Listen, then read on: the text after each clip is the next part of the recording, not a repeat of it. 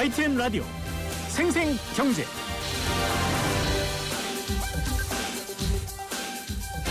안녕하십니까, 전진영입니다. 코로나19 방역 단계에서 국가가 내린 행정명령으로 피해를 입은 자영업자와 소상공인의 손실을 정부가 직접 보상해준다는 손실보상법. 지난 1월 논의를 시작으로 5월 25일 국회에서는 손실보상법 입법 공청회가 열렸습니다. 장기간의 사회적 거리두기 강화로 벼랑 끝에 선 소상공인들은 이 자리에서 손실보상법 처리를 강하게 요구하고 나섰고요. 여야 의원들도 국회가 답을 줘야 한다며 초당적 협력을 다짐했지만 법리 논쟁이 계속되면서 지금은 뭐 하나 뚜렷하게 결정된 게 없는 상태입니다. 중소벤처기업부는 법리 논쟁이 한창인 만큼 일단 차분히 기다리는 것이 합리적이라면서 일단은 추가 지원을 통해 급한 불을 끄는 게 중요하다는 입장을 고수하고 있습니다. 자, 이 코로나19로 경제적 타격이 큰 소상공인들의 손실을 어떻게 보상할 것인지 그 기준과 방법, 또 정부의 재정적 부담에 대한 우려 등 손실보상법에 대한 다양한 쟁점들 오늘 생생경제에서 특별대담을 통해 짚어보는 시간으로 준비했습니다. 청취자 여러분께서도 이 손실보상법에 대한 다양한 의견 생방송 중에 보내주시기 바랍니다. 휴대전화 문자메시지 샵 0945번, 우물정의 0945번입니다. 짧은 문자는 50원, 긴 문자는 100원의 유료 문자고요. 유튜브 보이는 라디오 실시간 댓글창으로도 여러분의 의견 주실 수 있습니다. 자, 6월 3일 목요일 YTN 라디오 생생경제 광고 듣고 시작합니다.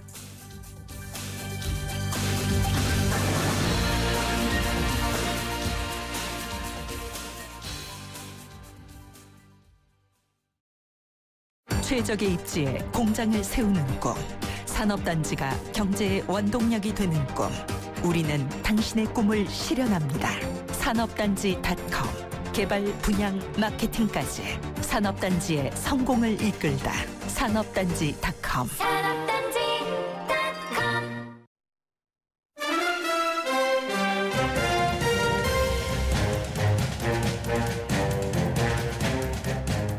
네, YTN 라디오 생생경제, 오늘은 소상공인 손실보상법 특별대담으로 진행합니다. 함께해 주실 두 분 소개하겠습니다.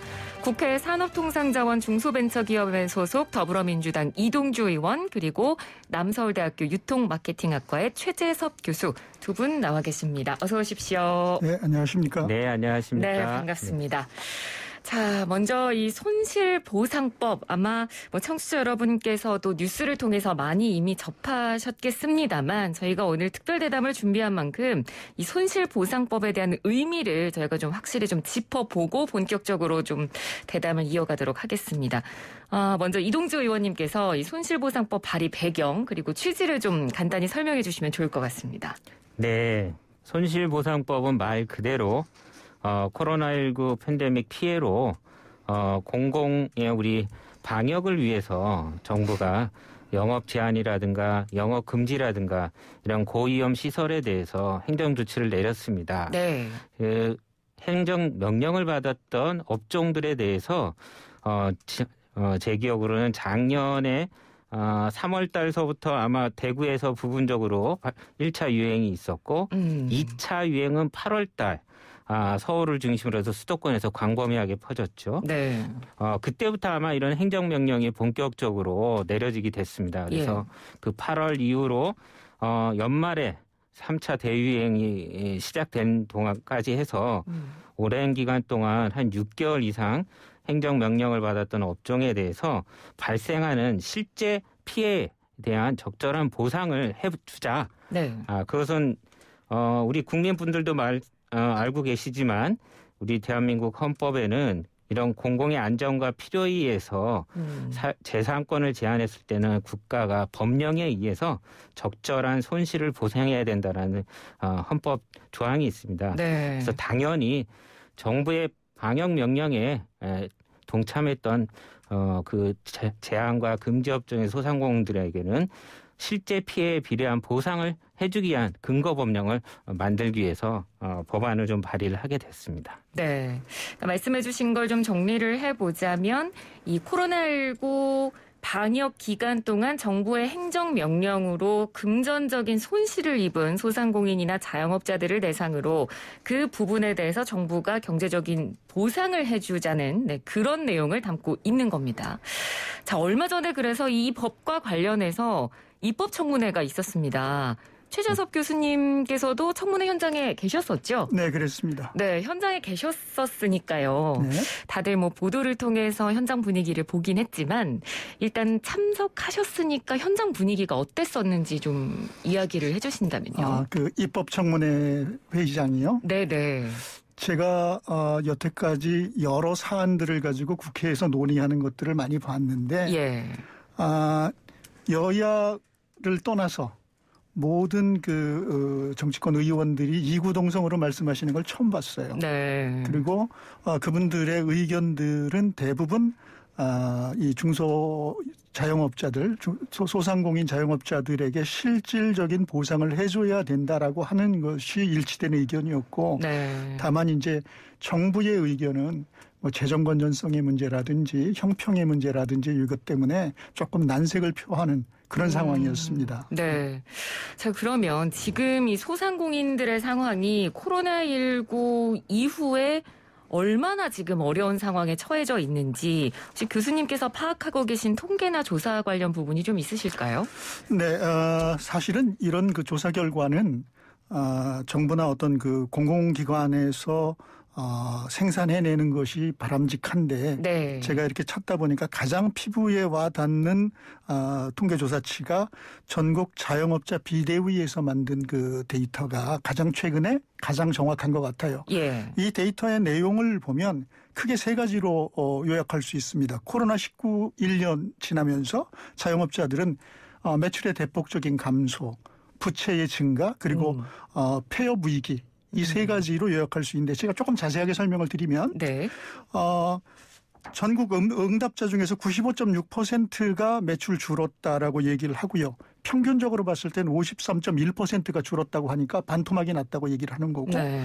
그리고 이제 당연한 얘기겠지만 집합 제한, 집합 금지가 집중됐던 곳이 수도권이기 때문에 수도권이 비수도권보다 훨씬 더 피해가 크고요. 네. 두 번째는 이제 부채는 어느 정도나 늘었느냐 그랬더니 평균 한 5천만 원 정도는 늘은 것 같다라고 이제 대답을 하고 있고, 그다음에 중요한 문제인데 상당수의 자영업자들이 폐업을 고려하고 있다라고 얘기를 합니다. 예. 그래서 뭐 이미 폐업한 업체들도 있고 그런데 한 44% 이상이 폐업을 고려하고 있다.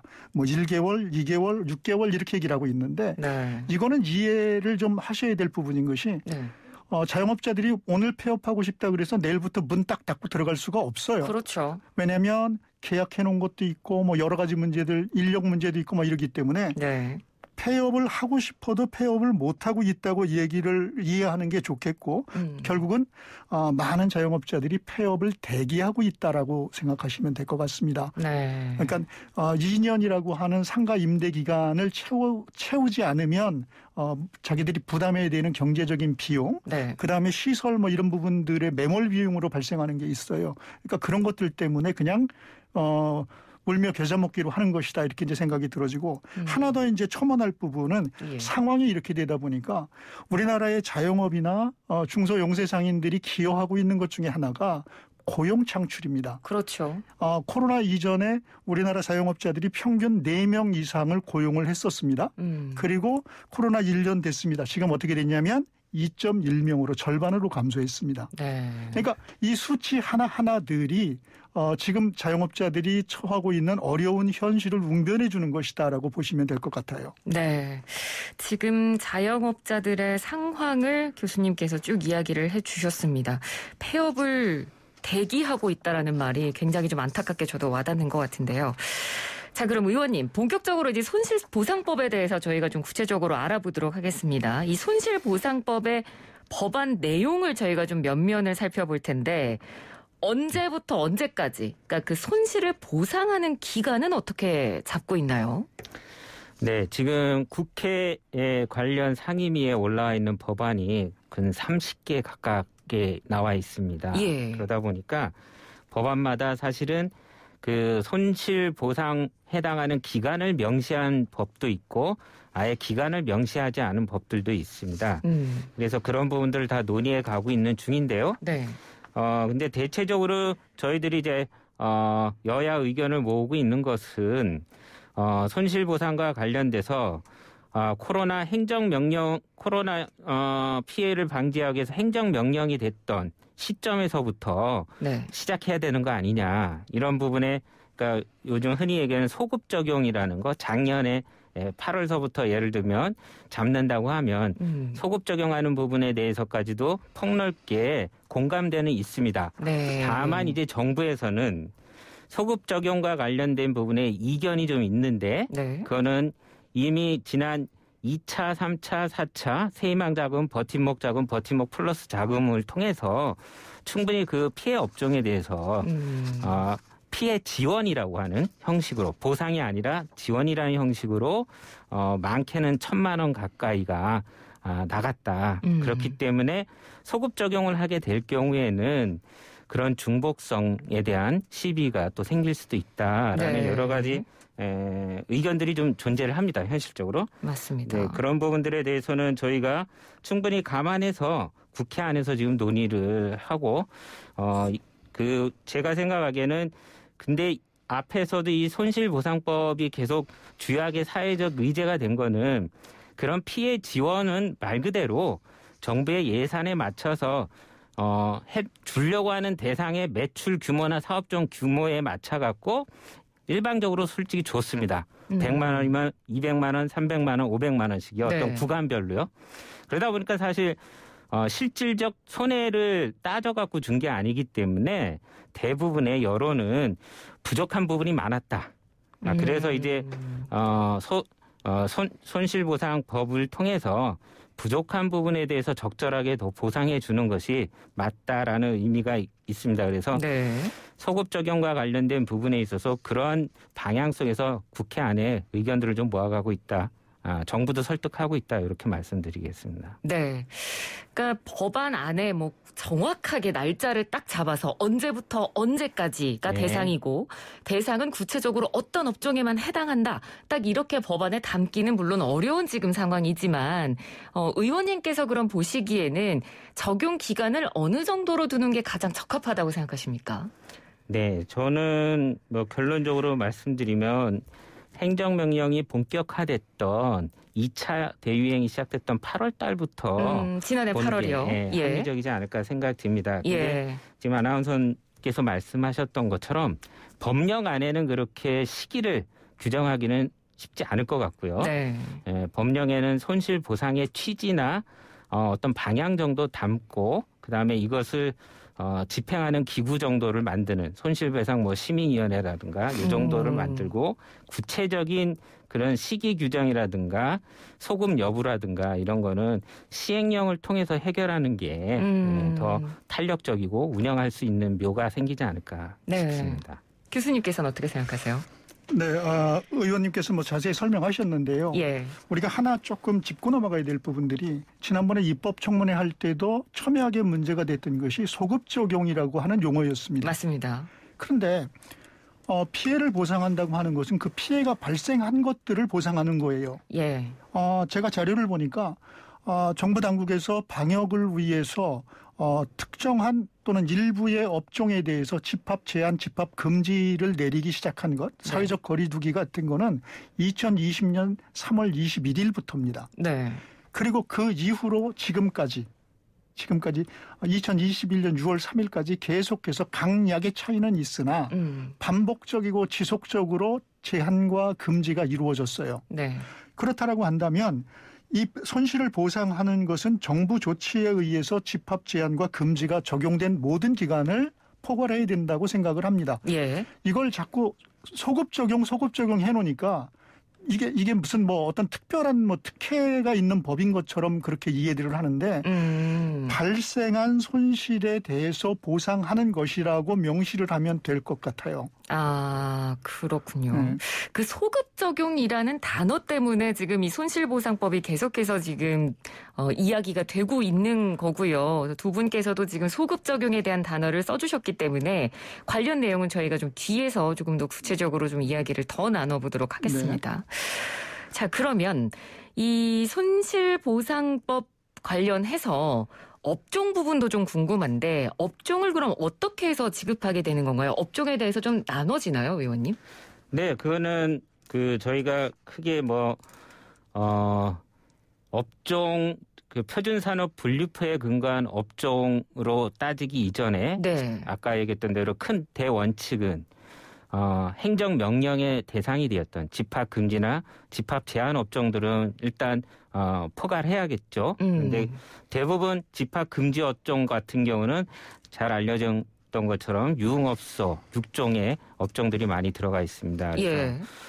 그다음에 이제 간접 영업 제한 밤 9시나 10시까지 영업 제한을 받았던 데는 이제 음식점업들이라든가 이런 데가 또 많이 포함이 돼 있습니다. 그래서 네. 이런 업종들에 대해서는 총 한 17개 정도로 정부에서도 좀 파악을 하고 있고요. 네.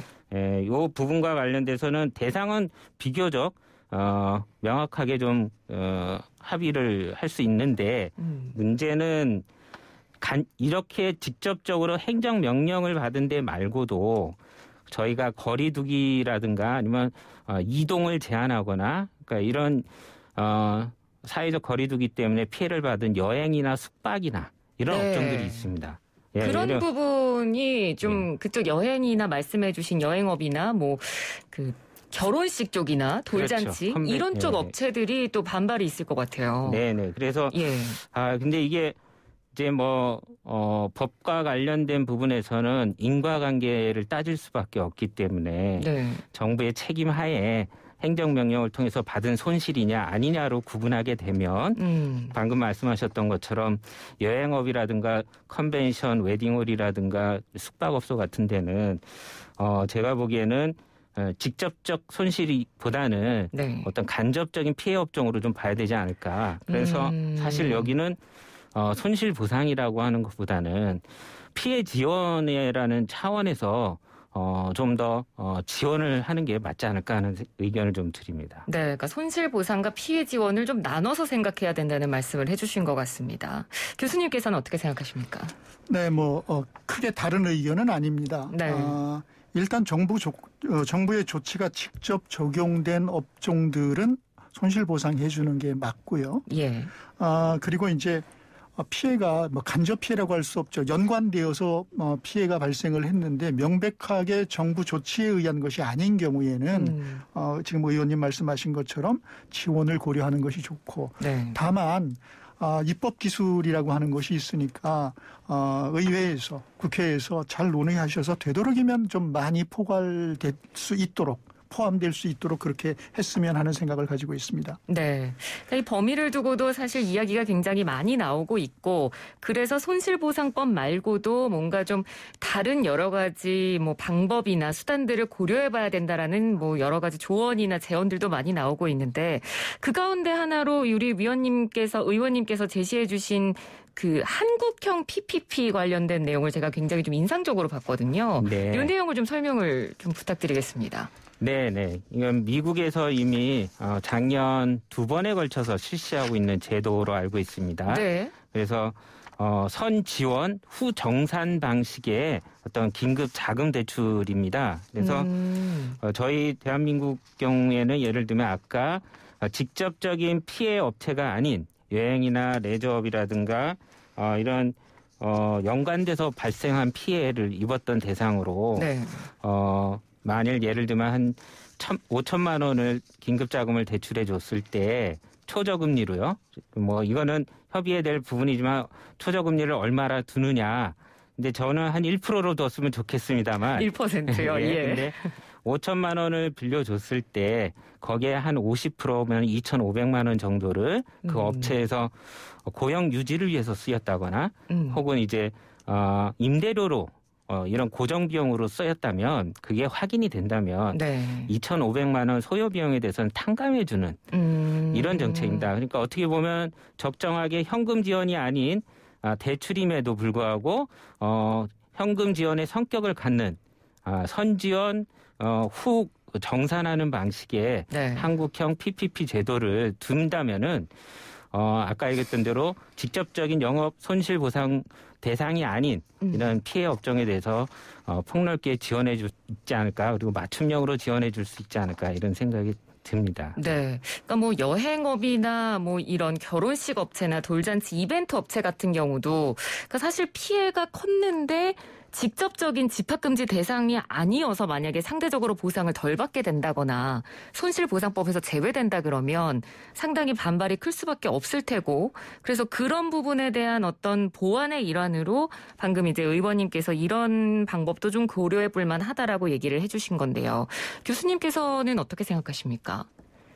이 PPP 제도는 도입을 하게 되면 그 파급 효과가 굉장히 크기 때문에 네. 조금 장기적인 논의가 필요할 것 같습니다. 그러니까 제가 말씀드리는 것은 미국에서 얘기하는 그 페이책 프로텍션 프로그램이라고 그래서 월급을 보호해주는 제도잖아요.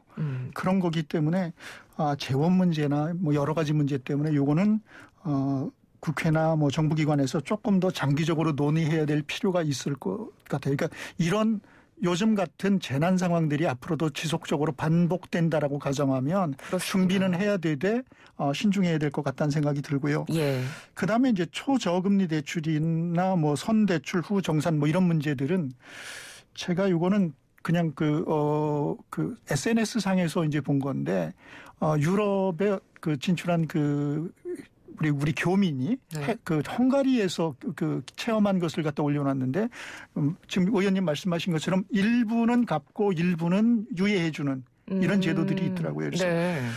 저금리 대출 의원님은 뭐 1% 얘기하는데 저는 뭐 이런 상황에서는 뭐 제로 금리도 괜찮을 것 같다는 생각은 있는데 예. 해외 사례가 있고 그러기 때문에 저금리 대출을 하고 그 대신에 이제 충분한 유예 기간을 줘서 지금 자영업자들이 필요한 것들은 운전 자금이거든요. 그러니까 그 자금들이 빨리 그 수혈될 수 있도록 해주는 것이 좋지 않겠나 생각을 합니다. 예, 알겠습니다.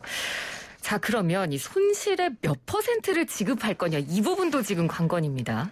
법안을 이제 처음에 발의를 할 때 매출 손실액 중에 50에서 70% 정도를 보상한다고 치면 25조 원이 필요하다라고 봤었거든요.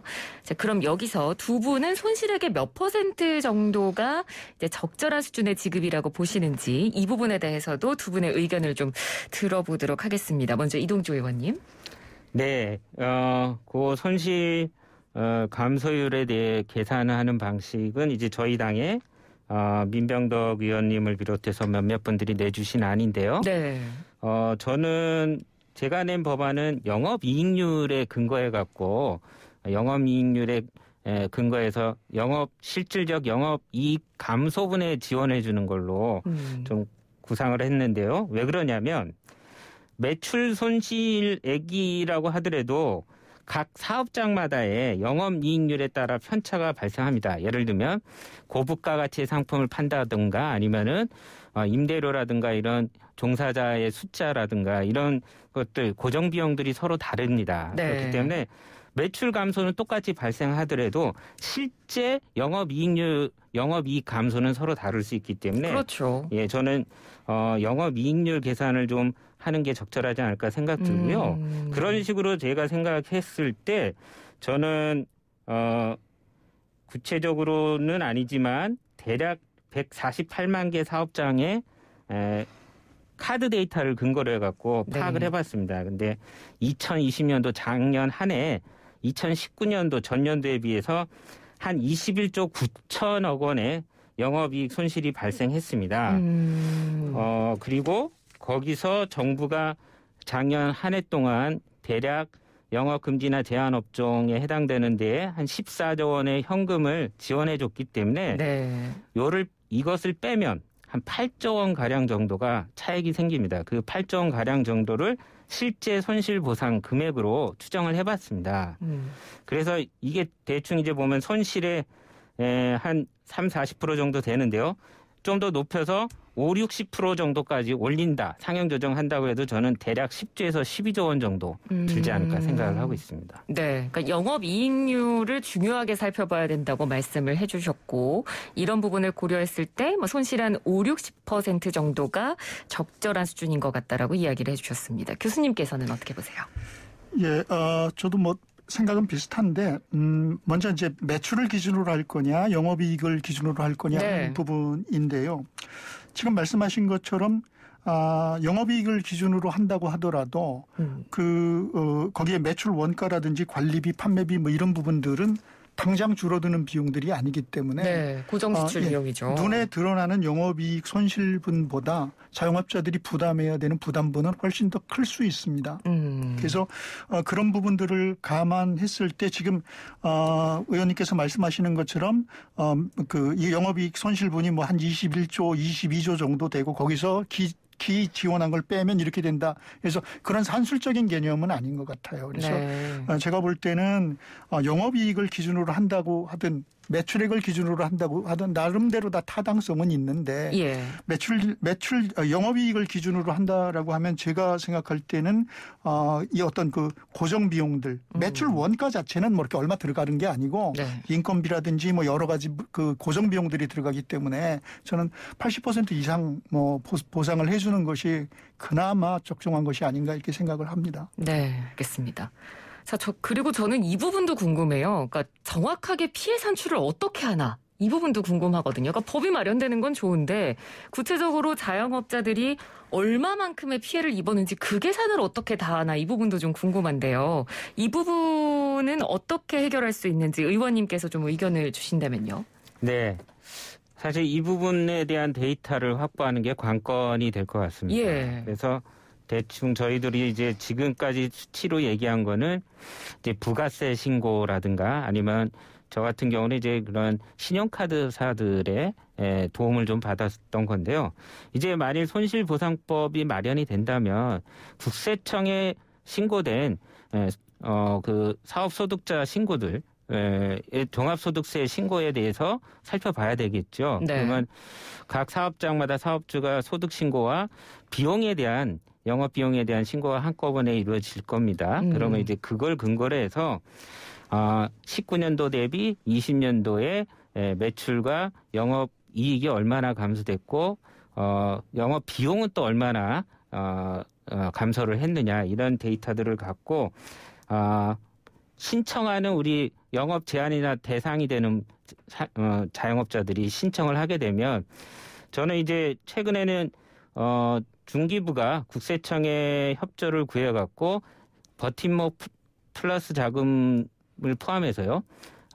개인정보에 동의만 한다면 중기부가 국세청의 도움을 받아서 충분히 전산망상으로 그런 각종의 개인 자료들을 열람할 수 있기 때문에 저는 충분히 이 부분이 법령이 마련되고 그러한 사회적 그 법을 통해서 마련된 합의에 대해서 충분히 이제 개인이 동의를 해준다면 중기부에선 그 국세청 도움을 받아서 산출할 수 있겠다. 소득세 신고를 살펴본다면. 근데 이게 그 시기 자체가 올해는 좀 독특하게 5월 31일까지 원래는 정상적으로 다 신고하게 돼 있는데 코로나 피해로 인해서 이게 8월 달까지 좀 늦춰져 있는 상황입니다. 그래서 이런 부분은 좀 저희가 좀 감안을 해서 법을 집행을 할 때 좀 살펴봐야 되지 않을까 생각을 합니다. 네, 교수님께서는요? 네. 자영업자들이 신고하는 것들이 몇 가지가 있습니다. 매월 인건비 신고하는 게 있고, 이제 그 1월, 7월 부가세 신고하는 게 있고, 그래서, 어떤 소득을 파악하는 데는 큰 어려움은 없을 것 같아요. 그래서 특히 이제 뭐 정부에서 하게 되면 어떤 자료에 접근할 수 있는 그 권한이 있기 때문에 얼마든지 가능할 것 같은데, 저는 이제 하나 다른 그 제안을 좀 드리고 싶은데, 이미 이제 버티지 못해서 이미 폐업한 그 업체도 있을 수 있겠고 네. 또는 근데 자영업자들의 특성상 어떤 사업을 하다가 폐업을 하고 나면 그러면 또 갈 수 있는 곳이 뭐 어디 취업하거나 이런 것이 아니니까 그렇죠. 다른 사업을 창업하는 경우도 굉장히 많습니다. 네. 그래서 그런 그 자영업자들이 사각지대가 생기지 않도록 했으면 좋겠다는 생각이고요. 또 하나 이제 말씀드리고 싶은 것은 지금 이제 의원님 말씀하신 것처럼 종합소득세가 5월까지 신고를 해야 되는데 올해는 여러 가지 사정 때문에 뒤로 미뤘다. 예. 그러면 그때까지 기다릴 것이냐. 앞에서 제가 수치로 말씀을 드리면서 많은 자영업자들이 폐업 대기하고 있다고 말씀을 드렸는데 그래서 피해가 추산돼서 줄 수 있는 그 시기가 도래하기 전에 자영업자들이 폐업하거나 도산하면 안 되니까 네. 제가 보니까 그 농업 부문에서 뭐 구제역이나 뭐 이런 가축 전염병 같은 게 발생했을 때 보상해 줄 때 가지급금을 주더라고요. 네. 그래서 자영업자들에게도 가지급금 제도를 줘서 먼저 숨통을 좀 튀게 하고 나중에 정산을 하면 어떨까 그런 좀 제안을 해보고 싶습니다. 네, 가지급금 제도까지 지금 제안을 교수님께서는 해주셨습니다. 자, YTN 라디오 생생경제 오늘은 손실보상법 관련해서 특별 대담으로 진행되고 있습니다. 더불어민주당의 이동주 의원 그리고 남서울대 최재섭 교수 두 분 모시고 저희 이야기 나누고 있습니다. 자, YTN 라디오 생생경제 포스코와 함께합니다. 저는 광고 듣고 잠시 뒤 2부의 대담 이어가도록 하겠습니다.